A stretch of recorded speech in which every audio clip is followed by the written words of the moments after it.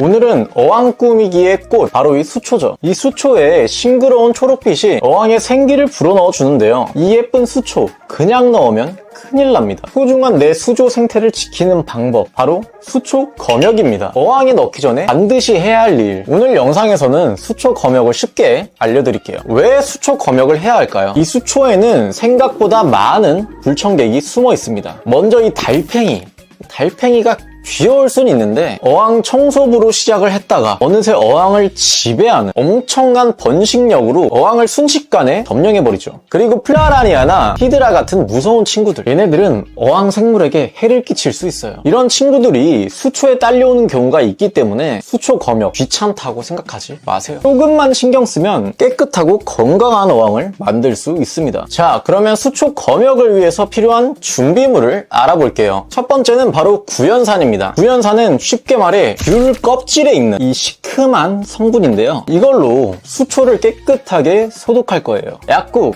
다이소, 마트, 인터넷 어디에서나 쉽게 구할 수 있으니까 아무 곳에서 구매하시면 됩니다. 100% 구연산인지 꼭 확인해주세요. 그리고 수초를 담을 통, 핀셋, 깨끗한 물도 준비해주세요. 먼저 구연산 1%의 수용액을 만들어 줄 겁니다. 물 1리터당 구연산 10g, 500ml는 5g이겠죠. 칼같이 계량할 필요는 없습니다. 이 정도를 넣고 잘 섞어주세요. 그렇다고 농도가 너무 진하면 수초가 데미지를 입을 수 있기 때문에 이 부분은 주의해주시고 물 온도는 미지근한 물을 사용해주세요. 이렇게 준비된 구연산에 수초를 잠깐 담궜다가 빼주시면 됩니다. 수초를 너무 오래 담가두면 수초가 데미지를 입을 수도 있어요. 확실히 검역하는 것도 중요하지만 수초를 죽이면 안 되겠죠. 잠깐만 담궈도 플라라니아, 히드라, 달팽이 이런 친구들은 모두 죽기 때문에 굳이 오래 하실 필요는 없다. 그 다음 깨끗한 물로 수초를 헹궈주면 됩니다.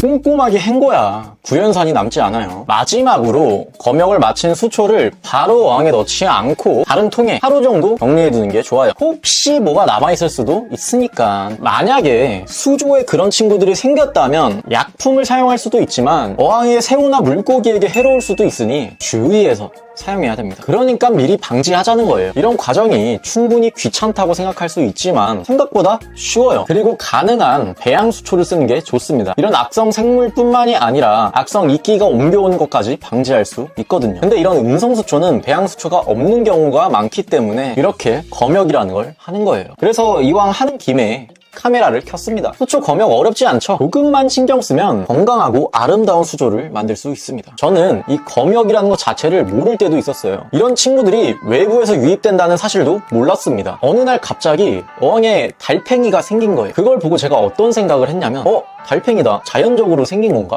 귀엽다. 좋다. 이렇게 생각했습니다. 그러니까 이게 귀엽고 이쁜 거야, 처음엔. 근데 얘가 어느샌가 너무 많아지는 거예요. 보일 때마다 잡았는데 잡아도 더 많아지는 거야. 또 레이아웃이 돼 있으니까 이걸 다 잡는 건 불가능하다 라고 생각을 해서 제거할 수 있는 방법을 알아보기 시작했어요. 달팽이 귀신, 달팽이 트랩, 약 뭐 많았는데 그 중에서 인디언 보거를 생물 변기로 사용했습니다. 얘네 천적이거든요. 이 아쿠아스케이프를 알려주신 형님이 인디언 보거 넣으면 없어져 라고 말씀을 해주셔서 몇 마리 넣으니까 눈에 띄게 없어지는 거예요. 혈관에서 이렇게 치료를 해주는 나노 로봇처럼 우리 손이 안 닿는 구석구석까지 다 가서 사냥하니까 나중에는 달팽이가 아예 없어져서 제가 보거밥을 따로 챙겨줬어요. 일단 데려왔으니까 뭐 살려야 될 거 아니야. 그런 일을 겪고 나서 느낀 게 공부하고 알아보고 해서 어떤 해결책을 얻을 수도 있지만 이런 누군가의 경험이 때론 압도적일 때가 있다. 그래서 저는 제가 뭐 찾아보고 공부하고 하는 것도 좋은데 누군가의 경험을 내가 해보는 게 되게 좋더라고요. 그래서 어떤 한 사람의 경험을 전부 듣거나 보려고 노력을 합니다. 그게 가장 빠르고 가장 농도도 짙은 것 같아요. 인터넷에 막 올라와 있는 거랑 직접 얘기하면서 자연스럽게 나오는 얘기랑 조금 다르거든요. 그래서 저도 그런 시간을 경험할 수 있도록 항상 노력하고 있고 뭔가 도움이 될 만한 것들은 이렇게 영상으로 만드는 겁니다. 이런 내용들이 앞으로도 궁금하시다면 구독 눌러두시고 다음 영상도 기다려주세요. 감사합니다.